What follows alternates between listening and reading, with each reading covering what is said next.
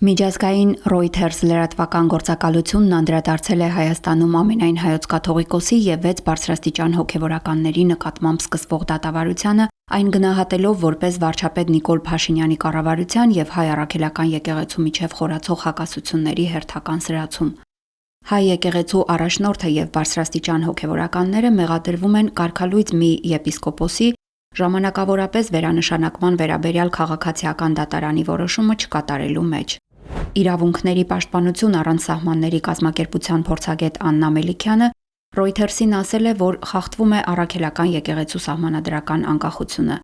Իրավաբանն այս քրեական հետապնդումը որակել է որպես գործադիր իշխանության ակնհայտ միջամտություն եկեղեցու գործերին, նաև մտահոգություն է հայտնել Հայաստանում դատական համակարգի անկախության վերաբերյալ։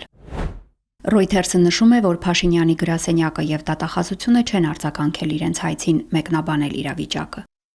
Փաշինյանը բազմիցս կոչ է արել կաթողիկոսին հրաժարական տալ և առանց ապացույցներ ներկայացնելու մեղադրում է առաքելական եկեղեցուն օտար պետությունների շահերը սպասարկելու մեջ, գրում է թերթը։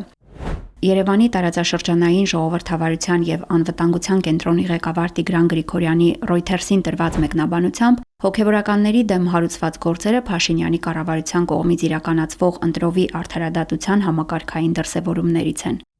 Լրատվական գործակալությունը նշում է, որ եկեղեցու ներկայացուցիչների, քաղաքացիական հասարակության մի շարք խմբերի և քաղաքական ուժերի կողմից այս դատավարությունը դիտարկվում է որպես քաղաքական հետապնդում, որը նպատակ ունի ճնշել իշխանություններին քննադատողներին։